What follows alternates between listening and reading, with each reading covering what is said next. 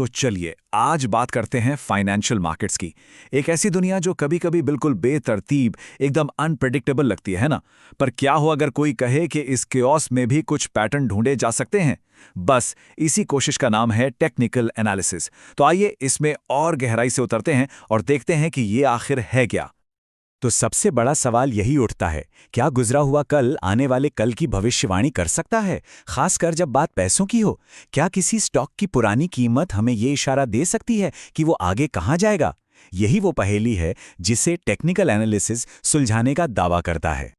तो चलिए सबसे पहले ये समझते हैं कि आखिर ये टेक्निकल एनालिसिस है क्या चीज, और उतना ही जरूरी ये भी कि ये क्या नहीं है।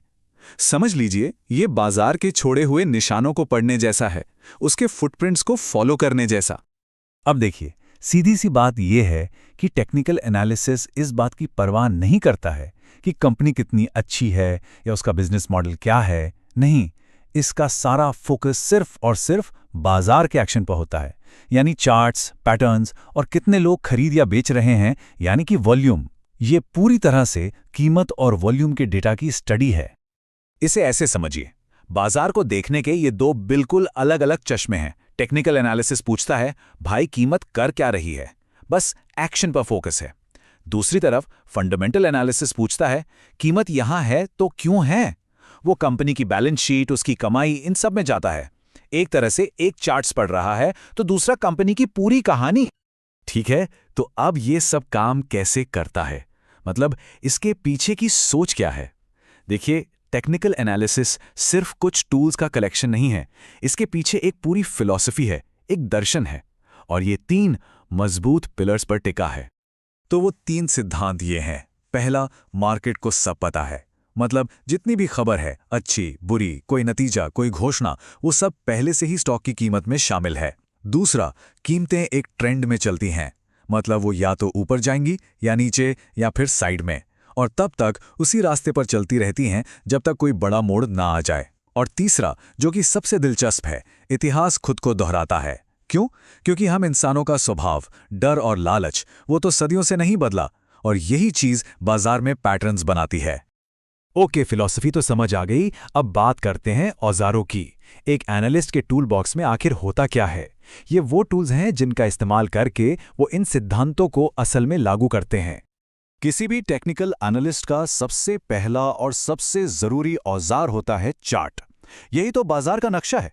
अब कीमत देखने के कई तरीके हैं, जैसे लाइन चार्ट या बार चार्ट, लेकिन सबसे पॉपुलर है कैंडलस्टिक चार्ट। क्यों? क्योंकि ये एक नज़र में बहुत सारी जानकारी दे देता है। चार्ट्स के ऊपर एनालिस्ट कुछ मैथमेटिकल कैलकुलेशंस का भी इस्तेमाल करते हैं, जिन्हें हम इंडिकेटर्स कहते हैं।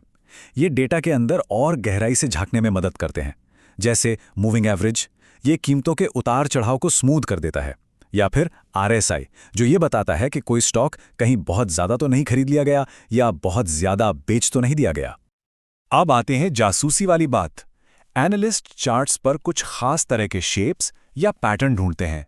ये पैटर्न बाजार की साइकोलॉजी को दिखाते हैं। कुछ पैटर्न जैसे कि फ्लैग या ट्रायंगल इशारा करते हैं कि जो ट्रेंड चल रहा है वो शायद आगे भी चलेगा। वहीं हेड एंड शोल्डर जैसा पैटर्न बताता है कि सावधान, ट्रेंड अब पलट सकता है। लेकिन सिर्फ पैटर्न देख लेना ही काफी नहीं होता। एक एनालिस्ट को कंफर्मेशन चाहिए होता है, और यहीं पर एंट्री होती है वॉल्यूम की, यानी कितने लोग खरीद फरोख्त कर रहे हैं। सोचिए, अगर कीमत बढ़ रही है और साथ में वॉल्यूम भी जबरदस्त है, तो इसका मतलब है कि उस चाल में दम है। वो एक मजबूत सिग्नल है। वो पैटर्न की ताकत को कंफर्म करता है। तो ठीक है, हमने फिलॉसफी समझ ली, टूल्स देख लिए, पर सबसे जरूरी सवाल, को ये सब करता क्यों है?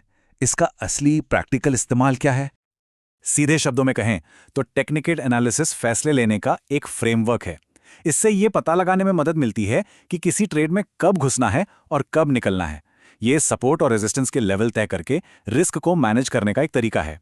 और सबसे अच्छी बात, ये किसी भी चीज पर लागू हो सकता है जिसका प्राइस डेटा मौजूद हो, चाहे वो स्टॉक्स हो, करेंसी हो या फिर सोना। और ये सारी बातें हमें एक बहुत गहरे सवाल पर लाकर खड़ा कर देती हैं।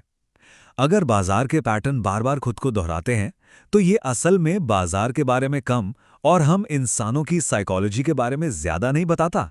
कहीं ऐसा तो नहीं कि ये चार्ट सिर्फ नंबर नहीं बल्कि हमारे डर और लालच का आईना है? इस पर सोचिएगा जरूर।